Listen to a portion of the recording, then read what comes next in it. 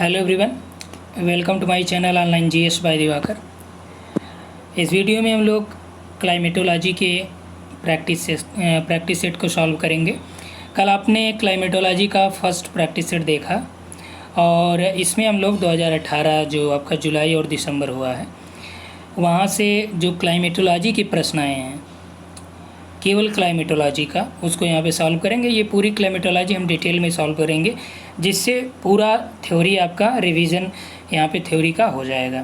ठीक, इसी तरह से और भी पार्ट में सॉल्व कराऊंगा यहाँ पे। साथ ही साथ यदि आप पेड कोर्स में शामिल होना चाहते हैं तो आप शामिल हो सकते हैं। आगे उसका नंबर आपको दिया जाएगा, व्हाट्सएप का नंबर कई वीडियो में दिया गया है। अभी देखिए जो आपका सितंबर में पेपर का डेट आया है, केवल हम लोग इसी को फोकस करके चल रहे हैं और 20 दिन का यहाँ पे आपको क्रैश कोर्स भी अवेलेबल कराया गया है। ठीक, तो आइए यहाँ पे हम लोग स्टार्ट करते हैं। जो हमारा फर्स्ट क्वेश्चन है उसके बारे में देखते हैं।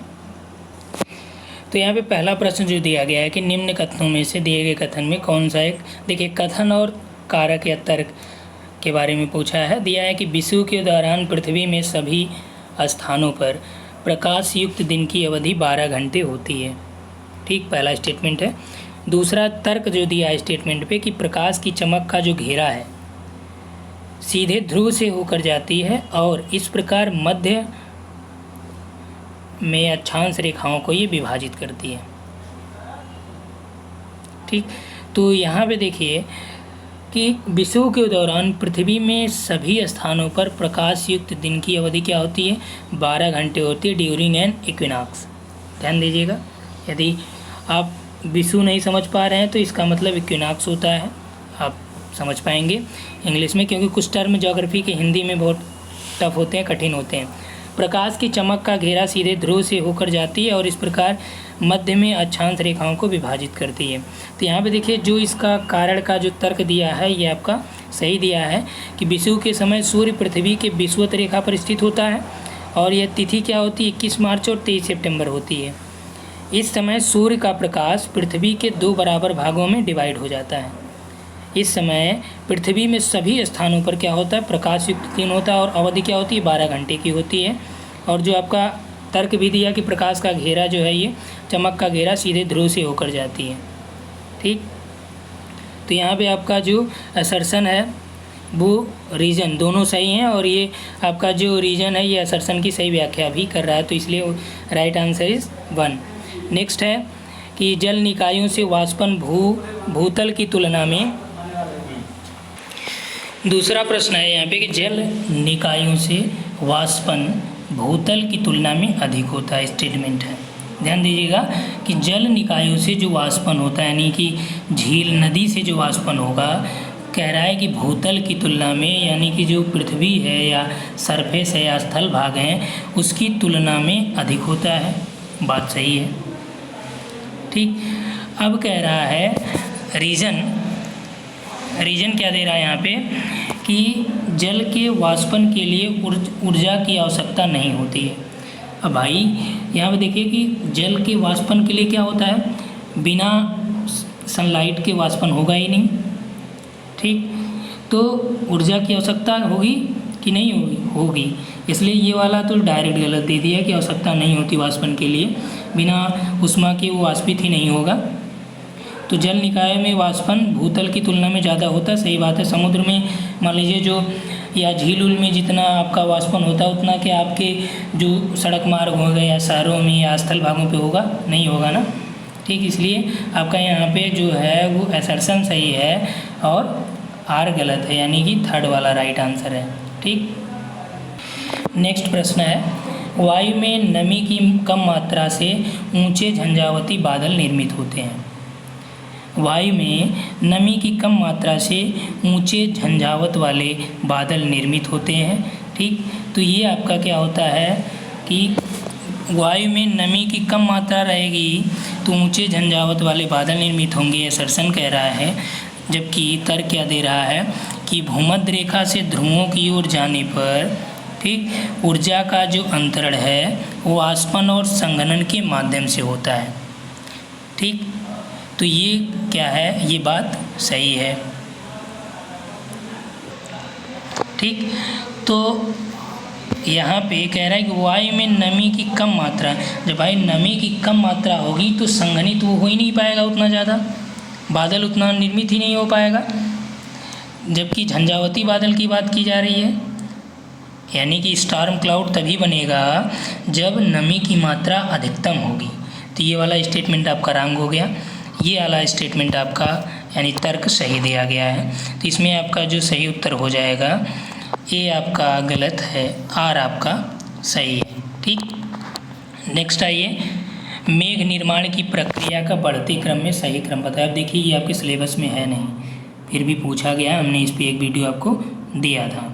ठीक, ये आपका दिसंबर 2018 में पूछा गया था।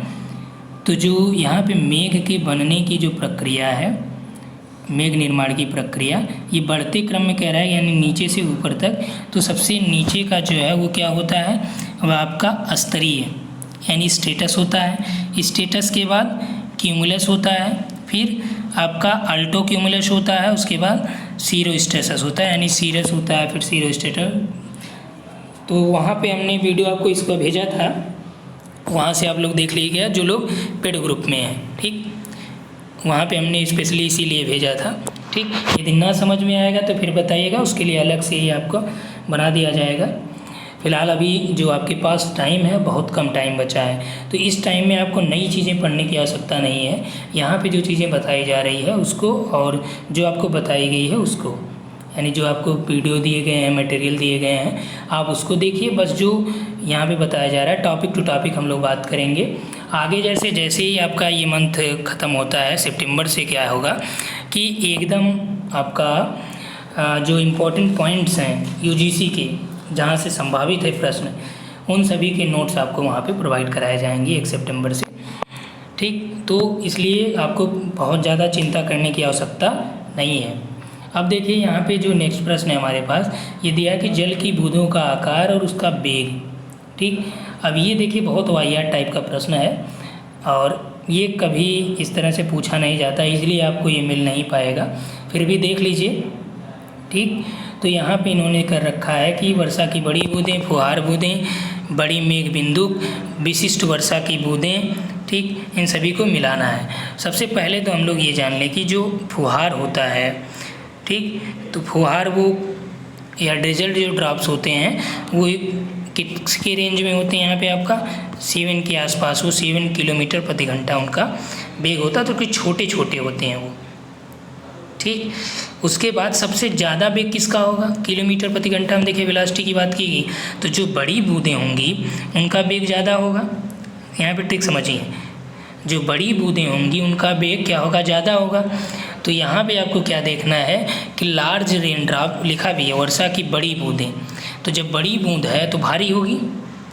ठीक, भारी होगी तो उसका वेग भी तो ज़्यादा होगा, नीचे जब गिरेगी तो 33 हो गई। लेकिन जो आपका सिद्धांत है इस पर कि यदि दो किसी भी, चाहे ये आपका 10 kg का हो या आपका 5 kg का हो या 100 ग्राम का हो, ठीक, इन दोनों को एक निश्चित ऊंचाई से फेंका जाता है तो धरातल पे ये दोनों एक साथ लड़ेंगी, यानी एक साथ आएंगी। ये कब कॉन्सेप्ट है, जब ये निर्वात हो।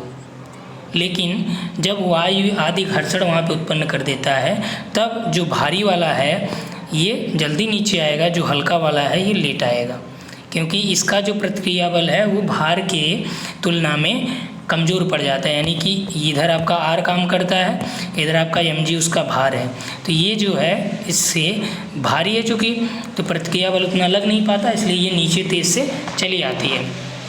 तो यहाँ पे आपको यही समझना है कि वर्षा की जो बड़ी बूंद है उसमें स्पीड तेज़ होगी, इसलिए ये 33। ठीक, उसके बाद कह रहा है जो अब यहाँ पे देखिए टाइपिकल रेन ड्रॉप्स, जो वर्षा की बूंदें हैं वो भी, इसके बाद देखिए बड़ी बूंदें, बड़ी के बाद वर्षा की दूसरी जो बूंदें हैं ये भी आपका 23 किलोमीटर प्रति घंटे से रहेगी। अब लार्ज क्लाउड ड्रॉपलेट्स, जो ड्रॉपलेट्स होते हैं उनका और भी कम स्पीड होता है बहुत। ठीक, तो ये आपका 4th, समझ में आई बात। अब देखिए अगला हम लोग देखते हैं कि पवन वायुमंडलीय, कथन दिया है कि पवन वायुमंडलीय दाब में ऊर्ध्वाधर अंतर का परिणाम मात्र है। देखिए जो कथन और रीजन जब भी आपको करना हो तो आपको क्या करना है कि बहुत स्लो मोड में कथन को पढ़िए और उसमें समझने की कोशिश कीजिए कि आखिर कहना क्या चाह रहा है। ठीक, तो यहाँ पे कह रहा है कि पवन वायुमंडलीय दाब में ऊर्ध्वाधर अंतर का परिणाम होता है, यानी ऊर्ध्वाधर अंतर के कारण वायुमंडलीय दाब के पवन आपका बहती है, पवन चलती हैं। ठीक, रीजन क्या दे रहा है कि पवन वायु के दाब की असमानताओं को संतुलित करने के लिए प्रकृति का एक प्रयास है। ठीक, तो यहाँ पे देखिए कि पवन क्या होता है कि पृथ्वी के धरातल पर वायुदाब की विषमताओं के कारण वायु उच्च वायुदाब से निम्न वायुदाब की ओर चलती है। किस वजह से चलती है? उच्च वायुदाब से निम्न वायुदाब की ओर चलती है, इसलिए आपका कथन तो रॉन्ग हो गया। ठीक, यहाँ पे ऊर्ध्वाधर का कोई मतलब नहीं है। यहाँ मान लीजिए हाई प्रेशर है, यहाँ पे लो प्रेशर है, तो यहाँ से हवा इधर चलेगी। समझ में आई बात? ठीक, तो क्षैतिज रूप से ये गतिशील हवा को ही पवन कहा जाता है, इसलिए आपका कथन तो रॉन्ग हो गया। अब असर्शन पवन वायुदाब की प्रकृति, वायुदाब की असमानताओं को संतुलित करने, सही बात है। वायुदाब की असमानता एक तरफ क्या है? हाई प्रेशर है, दूसरी तरफ लो प्रेशर है, तो ये तो वायुदाब की असमानता हुई ना। तो आपका असर्शन जो रीज़न दिया गया ये राइट है, असर्शन रॉन्ग है, तो राइट आंसर 4 हो जाएगा। नेक्स्ट है मध्य अक्षांश चक्रवात। देखिए मध्य अक्षांश वाला जो प्रश्न है 2 बार पूछ दिया गया। पिछली वाले वीडियो में हमने आपको कराया था ये चीज़ें, और इसमें भी थोड़ा सा यहाँ पे डिफरेंस दिया गया है। ठीक, इसलिए मैंने ये कहा कि आपको जितना हो सके उतना प्रीवियस ईयर करिए और डिटेल में करिए। 18 और 19 का तो एकदम रटा होना चाहिए, क्योंकि यहाँ पे आपका रिपीटेड करने की संभावना बहुत ज़्यादा रहती है। ठीक, तो यहाँ पे दिया कि मध्य अक्षांशों के चक्रवात दोनों गोलार्धों में मध्य अक्षांशों के पूर्व से पश्चिम की ओर चलने वाले निम्न दाब समूह होते हैं। तो चक्रवात हमने बताया कि यहाँ पे गोलार्धों मध्य अक्षांशों के पूर्व से पश्चिम की ओर चलने वाले निम्न दाब समूह होते हैं। ठीक, तर्क क्या दिया कि अधिकांश मध्य अक्षांश चक्रवात का एक शीत अग्रांत और एक उष्ण, यानी कि उष्ण वाताग्र और शीत वाताग्र होता है। तो ये बात सही है कि जो मध्यवर्ती मध्य अक्षांशी चक्रवात होते हैं ये वाताग्रों के सहारे ही बनते हैं, इसमें उष्ण और शीत वाताग्र होता ही है। ठीक, तो ये वाला तो आपका राइट है। अब इसकी बात किया जाए तो मध्य अक्षांशी जो चक्रवात होते हैं वो आपका 35 से लेकर 65 डिग्री तक दोनों गोलार्धों में शीतोष्ण कटिबंधीय चक्रवात कहे जाते हैं। ये चक्रवात पछुआ पवन के प्रभाव में, वेस्टर्लीज के प्रभाव में आकर पश्चिम से पूर्व की ओर गति करते हैं। अब यहाँ पे क्या दिया? पूर्व से पश्चिम की ओर। जैसे मान लीजिए 30 से 65 के बीच आपका वेस्टर्लीज चलती है, वेस्टर्लीज की दिशा तो यही होती है ना। ट्रेड विंड की दिशा किधर होती है? इधर होती है। तो वेस्टर्लीज यानी कि ये देखिए किधर ये चल रहा है, इधर आपका वेस्ट होता है, इधर ईस्ट होता है। तो ये क्या है? वेस्ट से ईस्ट की ओर चल रही है, यानी पश्चिम से पूर्व की ओर चल रही है, इसलिए आपका ये वाला स्टेटमेंट रॉन्ग, ये वाला राइट। ओके, तो यहाँ पे कौन सा हो जाएगा? यहाँ भी आपका आंसर क्या हो जाएगा? 4th हो जाएगा। नेक्स्ट आइए, यहाँ पे ताप व्युत्क्रम के दौरान घटित होने वाली अत्यधिक अस्थायी दशाएं वह होती हैं जब तापमान वास्तव में ऊंचाई के साथ बढ़ता है। ठीक, तो जो यहाँ पे ताप व्युत्क्रम का मतलब ताप प्रतिलोमन, ये चीज़ें देखिए सर ने आपको कराया क्लाइमेटोलॉजी में। हमने भी जो फ्री वीडियोज़ हैं प्लेलिस्ट में, वहाँ पे भी आप इसको देख पाएंगे। पेड कोर्स में इसको और ज़्यादा डिटेल में सर ने कराया है। तो जो तापीय प्रतिलोमन होता है ये क्या होता है कि क्षोभ मंडल में जैसे जैसे तापमान, जैसे हम लोग ऊंचाई पे बढ़ते हैं तापमान क्या होता है? घटता है। लेकिन इस सामान्य ताप पतन के विपरीत कभी कभी क्या होता है कि स्थानिक और कालिक ऊंचाई के साथ तापमान इसमें बढ़ने लगता है, और इसे ही ऋणात्मक ताप पतन दर कहते हैं, या इसे ताप व्युत्क्रमणता कहा जाता है।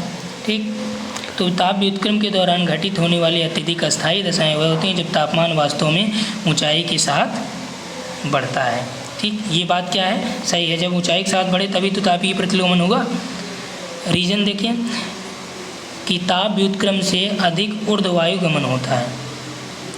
ताप व्युत्क्रम से अधिक ऊर्ध्ववायु गमन होगा ही नहीं, क्योंकि यह वायुमंडल के स्थिरता का सूचक होता है, इसमें ऊर्ध्ववायु गमन नहीं होता है, इसलिए ये रॉन्ग हो गया। ये वाला राइट है, यानी 3rd सही है।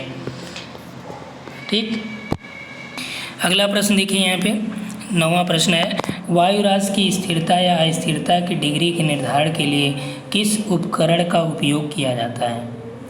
ठीक, तो इसके लिए जो उपकरण आपका प्रयोग किया जाता है वह है रेडियो साइंडेस। रेडियो साइंडेस उपकरण, इसको गुब्बारे या अन्य तरह से वायुमंडल के अलग अलग परतों के बीच ले जाया जाता है, जो रेडियो तरंगों के द्वारा वायु राशि के स्थिरता और अस्थिरता की डिग्री का निर्धारण करता है, जबकि विस्कोमीटर द्रवों की श्यानता का मापन करता है। सोनार आप जानते हैं, एक समुद्र में डूबी हुई वस्तु की ध्वनि के माध्य को पता लगाता है। पीएच मीटर ये आपका किसी भी पदार्थ की अम्लता और क्षारीयता का परीक्षण करता है। ठीक, आगे देखा जाए तो दक्षिणी ध्रुव निरंतर बर्फ से ढका रहता है, कथन दिया है, किंतु वह प्रत्येक वर्ष 8 सेंटीमीटर से भी कम वर्षण प्राप्त करता है। ठीक, ये बात सत्य है कि वह प्रति वर्ष 8 सेंटीमीटर से कम वर्षा प्राप्त करता है, कथन तो राइट है। ठीक, अब तर्क देखें तो दक्षिणी ध्रुव में लगातार तेज हवाएं चलती हैं। दक्षिणी ध्रुव में लगातार तेज हवाएं चलती हैं, क्योंकि भूमध्य रेखा से ध्रुवों की ओर जाने पर क्या होता है, टेम्परेचर आपका घटता जाता है। ठीक, और जो आपका अंटार्कटिका है दक्षिणी ध्रुव कहा जाता है इसके पास। ठीक, तो यहाँ पे क्या है कि सूर्य की किरणें क्या हो जाएंगी, ये आपका, और यहाँ पे मान लीजिए इधर एकदम तिरछी हो जाती हैं। ठीक, ये मान लीजिए सन है तो इधर पड़ेगा तो एकदम तिरछा हो जाएगी। तो तिरछा होने से क्या होगा कि यहाँ पे जो टेम्परेचर उतना ज़्यादा नहीं मिल पाता है, इसलिए यहाँ पे क्या होता है, बर्फ़ हमेशा जमी रहती है। ठीक, और यहाँ पे हवाएं तेज चलती हैं, लेकिन ये इसका व्याख्यान नहीं करता है, क्योंकि तेज हवाओं का वर्षण से या बर्फ़ के ढके होने से कोई संबंध आपको लग रहा है, नहीं लग रहा है। ठीक, तेज़ हवाएं चल रही हैं ये अलग बात है। यदि यहाँ पे इससे रिलेटेड देता कि तेज़ हवाओं के कारण मानसून या उसमें कुछ समस्या उत्पन्न होती, तब यहाँ पे एक बार आप सोच सकते थे, लेकिन यहाँ पे दिया है कि लगातार तेज़ हवाएं चलती हैं, इसलिए हैं तो दोनों राइट आपके। ठीक, दोनों सत्य हैं, लेकिन व्याख्या सही नहीं है। ठीक, आगे देखा जाए, अगला थार्मोमीटर के बारे में दिया है, इनके वर्गीकरण की बात किया है। थार्मोमीटर का जो तापमान प्रदेश है और टी सूचकांक है, इसको हमने भी कराया था, आपका प्लेलिस्ट में है, और पेड कोर्स में भी और ज़्यादा डिटेल में सर ने कराया है। ठीक, तो यहाँ पे देखिए दिया है कि ऑप्शन दे रखा है मीज़ोथर्मल, माइक्रोथर्मल, टैगा, टुंड्रा, और इधर दिया है कि उसका टी सूचकांक क्या है, टी अपान ई इंडेक्स। तो इसका जो सही उत्तर होगा आपका मिलान करने के लिए दिया है। ठीक, तो जो मीज़ोथर्मल का होता है, तो मीज़ोथर्मल का 64 to 127 होता है सबसे ज़्यादा लगभग। माइक्रोथर्मल का क्या होता है, तो माइक्रोथर्मल का आपका 31 से लेके 63 तक होता है। ठीक, उसके बाद आते हैं टैगा। टैगा का जो टेम्परेचर होता है वो आपका 16 से लेके 31 होता है। टुंड्रा आपका 1 से लेके 15 होता है। ठीक, तो ये तापमान प्रदेश उष्णकटिबंधीय प्रदेश का सबसे ज़्यादा होता है, 127 होता है, और जो आपका मीज़ोथर्मल है 64 से लेके 63 के आसपास, वहाँ पे कम होता है इसकी अपेक्षा। लेकिन माइक्रोथर्मल में जो है आपका 32 से लेके 64 होता है। ठीक, यहाँ पे 127 से अधिक होगा, तो मीज़ोथर्मल में क्या है 127 से कम होता है, 64 से अधिक होता है। ठीक, नेक्स्ट है यहाँ पे जो सही उत्तर हो जाएगा वो आपका थर्ड हो जाएगा। अगला देखिए, कौन सा अक्षांश कर्क प्रशांत मंडल कहलाता है। Which one of the known latitudes following latitude is known as the calm of Cancer. कर्क का प्रशांत मंडल किसे कहा जाता है, तो जो ट्रॉपिक ऑफ कैंसर है, ठीक, किस पे है, 23.5 डिग्री पे है ट्रॉपिक ऑफ कैंसर, किस में, नॉर्थ में। उत्तरी अक्षांश जो है 23.5 उत्तरी अक्षांश है, उसे कर्क रेखा या कर्क अक्षांश भी आप कह सकते हैं। ठीक, क्योंकि उत्तर से ये आपका पूर्व से पश्चिम खींची गई हैं उस पर ग्लोब पे। तो इसके जो नज़दीक उत्तर होगा वो आपका कर्क प्रशांत मंडल होगा। तो इसके नज़दीक देखिए कौन सा है, 25 डिग्री नॉर्थ। अगला है अमेरिकी जलवायुवेत्ता। अब देखिए थारथट के बारे में फिर पूछा कि किस वर्ष में विश्व के जलवायु के वर्गीकरण की स्कीम को संशोधित किया था, 1931, 34, 41 या 48। तो यहाँ पे जो आपका सही उत्तर क्या हो जाएगा, कब संशोधित इन्होंने किया था, तो इन्होंने किया था 1948 में। ठीक, अगला है स्रोत दिया है और बल दिया है, बल और उसका सोर्स क्या है। तो यहाँ पे जो आपका हो जाएगा अन्योन्य क्रिया, ये देखिए कोरियालिस फोर्स के बारे में दिया है, कोरियालिस बल। हिंदी देखिए अन्योन्य क्रिया, इससे तो समझ में ही आप नहीं पाएंगे कि क्या ये कोई बल है। तो जो कोरियालिस बल है ये क्या होता है, पृथ्वी की घूर्णन से उत्पन्न होता है। ठीक, फोर्थ ज्वारीय बल, टाइडल एनर्जी। तो जो ज्वारीय बल होता है ये पृथ्वी के गुरुत्वाकर्षण बल से, ज्वारीय बल पृथ्वी के गुरुत्वाकर्षण बल से उत्पन्न होता है। साथ ही साथ घर्षण बल के अन्य दो प्रतिमानों के कारण भी, जो घर्षण बल आपका है अन्य दो प्रतिमानों के कारण उत्पन्न होता है। जैसे दो गतिमान पदार्थ हो गए, घर्षण कैसे पता चलेगा, मान लीजिए आप चल रहे हैं, ठीक, या कोई सरफेस ऐसे बना है, आप पार्क वगैरह में देखते होंगे इस तरह से जो छोटे बच्चों को खेलने वाला है, तो यहाँ से जब बच्चा स्लिप करता है, ठीक, तो धीरे धीरे आता है। तो जैसे मान लीजिए ये बहुत ज़्यादा यहाँ पे हाथ से दबा के प्रेशर बना लिया, ठीक, तो ये रुक जाता है यहाँ पे, तो यहाँ पे घर्षण बढ़ जाता है। जब स्लोप हो रहा है तो घर्षण इसमें लगता है, क्योंकि कोई भी वस्तु है यदि पृथ्वी पे वो चलती रहती है तो अपने आप रुक जाती है। ठीक, तो इसका मतलब इसके पीछे कोई ना कोई बल काम कर रहा है, तो उसी बल को बोला जाता है घर्षण बल। जैसे आप साइकिल चलाते हैं तो एक पैडल मारेंगे तो थोड़ी देर तक रुक जाती है, थोड़ी देर चलने के बाद जब घर्षण बल जो पृथ्वी का है वह उसके ऊपर हावी हो जाता है। तो ठीक, तो यहाँ पे फ्रिक्शन का जो है, ठीक, अब यहाँ पे देखिए अर्थ की ग्रेविटी लिखा है और हिंदी में क्या लिखा है, घनत्व। तो इसके चक्कर में मत पड़िएगा, कभी कभी हिंदी आपका रंग होता है। तो अर्थ की ग्रेविटी के कारण क्या होगा, टाइडल एनर्जी। ठीक, घर्षण क्या है, किस अवस्था के कारण है ये, तो घर्षण आपका यहाँ पे स्थैतिक, तो इसका जो है ये